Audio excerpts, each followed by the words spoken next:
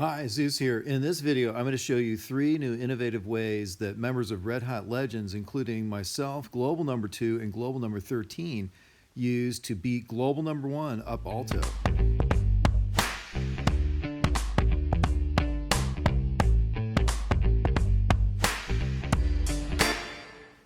So part of the reason why Global Number 1 UP-ALTO is Global Number 1 is that he has an extraordinarily difficult to beat base. It's got 2 high-level grapplers with 9 boosted ice, and even top players are having a struggle beating his base. So I've been working on practicing a new strategy that I learned from Global Number 2, Alfonso, who is an amazingly talented player at Boom Beach on the main base. And it involves 2 boats of Riflemen, 1 boat of Cryoneers, 2 boats of Zookas, and 3 boats of Laser Rangers. Now, I've been practicing this new strategy on a base that one of the members of Red Hot Legends built with 9 boosted ice and 2 grapplers. And I've been practicing this for hours, and I'm hoping that this is going to work because I don't have a lot of gold to lose if I screw this up. So the first step is to BART out that flamethrower and machine gun in the right corner, and then land all your troops, take out the sniper tower, and flare to where those 2 defenses were that you BARTed out under smoke. And while Alfonso taught me a technique using Bullit and Taunt, I'm trying a technique using Dr. Kavan and Second Wind, and this has never been attempted ever by anyone as far as I know against UP-ALTO, so I'm going to see if it works. Now, on a friendly challenge, I've been practicing this for hours on this base that was built by one of my Red Hot Legends teammates for us to practice on, and the timing of the shocks is really critical. You know, how you time the second wind is really critical. There's just every room for error, and if you make any slight misstep, you'll lose, because this base that UP-ALTO has built is incredibly unforgiving.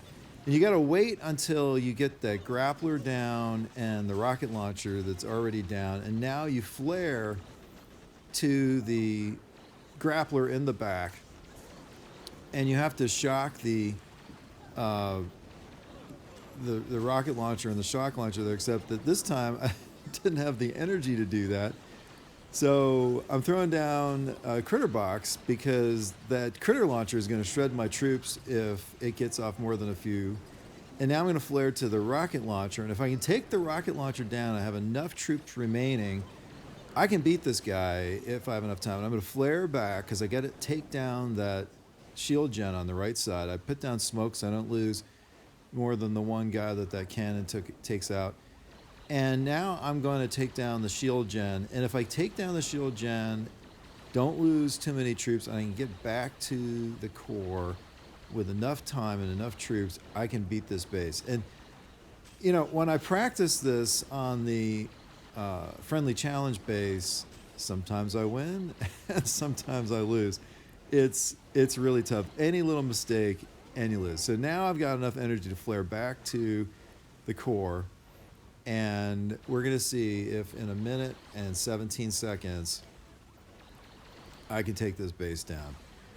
And I got to tell you, I've tried every other technique that I know to beat this base.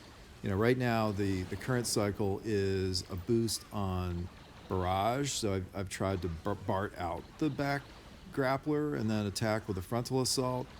I've tried a right rear corner attack. I've tried just about everything that you can think of on this base, but none of it works. And I'm hoping that this technique that Alfonso taught me, but with Kavan and Second Wind and not Bullit Taunt, can do it. Now, I try the Bullit Taunt, but the timing on that is so fiddly and so tricky that I believe only Alfonso, maybe the only player in the world that can actually pull that off. And the next video I'm going to show you is Alfonso, Global Number 2, taking down this same base using that strategy with Bullit Taunt. And the timing on it is just impressive. There's no other words for it.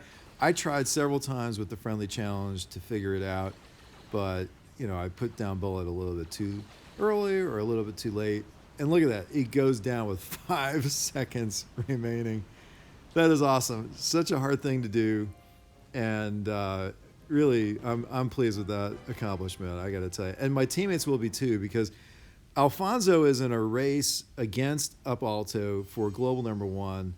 And I really want to see Alfonso take on global #1 again. He was there for just a few hours, and then he got in a car accident. Right now, he's 16 victory points behind. And when he got in that car accident, he landed in the hospital for a few hours, and he lost 30 points while he was in the hospital. So it's been a slog to try to get those points back, but he's trying. Now, on this attack, I had 8 boosted ice. Many hours later. Another member of Red Hot Legends is Alfonso, whose account is ItaliaMandolino, and he pioneered this technique of barding out the machine gun and flamethrower and then moving your troops into the area where they were. And again, the key to laser rangers is where you start them, right? Because if they're shooting and doing damage to multiple buildings, defensive buildings, they're going to be much more effective than if they're just hitting 1 or 2 buildings. So the angles and how you start them is really critical. And what Alfonso figured out is that from this position where the flare is, you can do maximal damage. Now he throws a critter box to distract, and the bullet is grabbed and taunt starts. And it is precise. Like, I tried this technique myself and couldn't make it work because I send the bullet slightly too early or slightly too late. It's precisely the time. Now, you have to shock one of the shock launchers if it's not taunted, because otherwise the taunt doesn't work.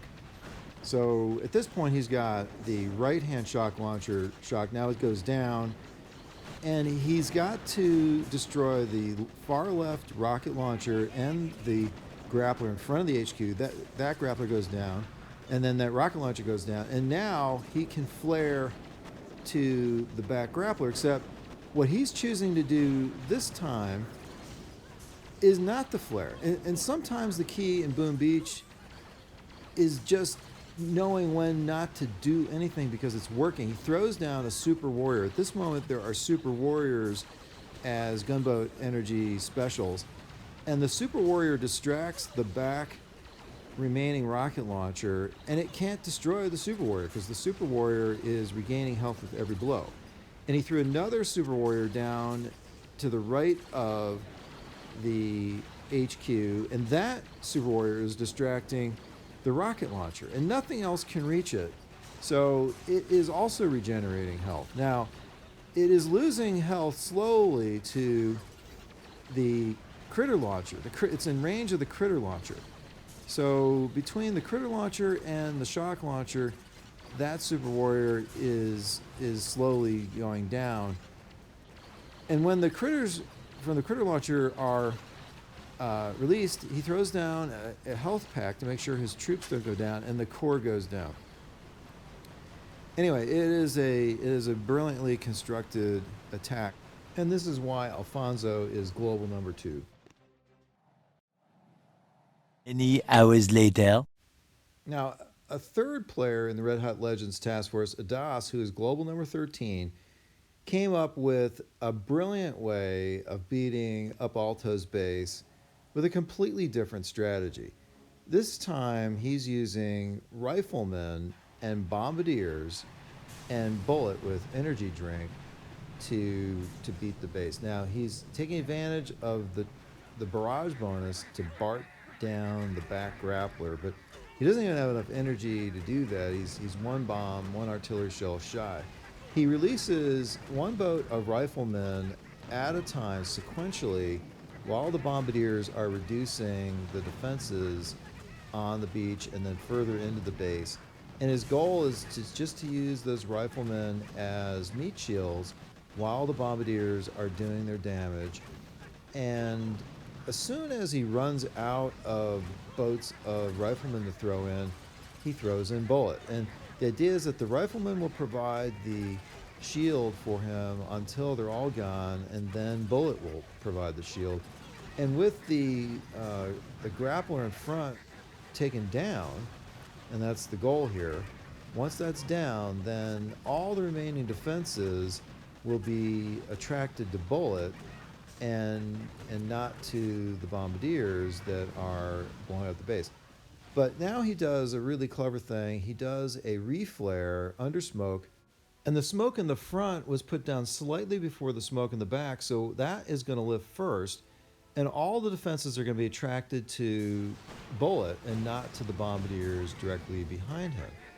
And with complete protection, the bombardiers now have the time to slowly destroy every single one of the remaining defenses within range of the Bullit and the core. The two boom cannons on either side of the core are down, and now the two rocket launchers on either side of the core are going down. And the boom cannon to the right is in range of Bullit, but it doesn't matter because it's not going after the bombardiers who are all behind the Bullit. Now the Bullit is going to be drained down on health, and every time it gets low, he's going to give it an energy drink and revive the Bullit back to near full health. And over the course of the next minute and a half, his bombardiers have enough damage power to destroy the shield and take down the core. So it's a really very innovative and clever strategy. Hard to do because again the flare has to be done just precisely, the smokes have to be done just precisely, or else the 4 rocket launchers will shred your bombardiers and the attack will fail.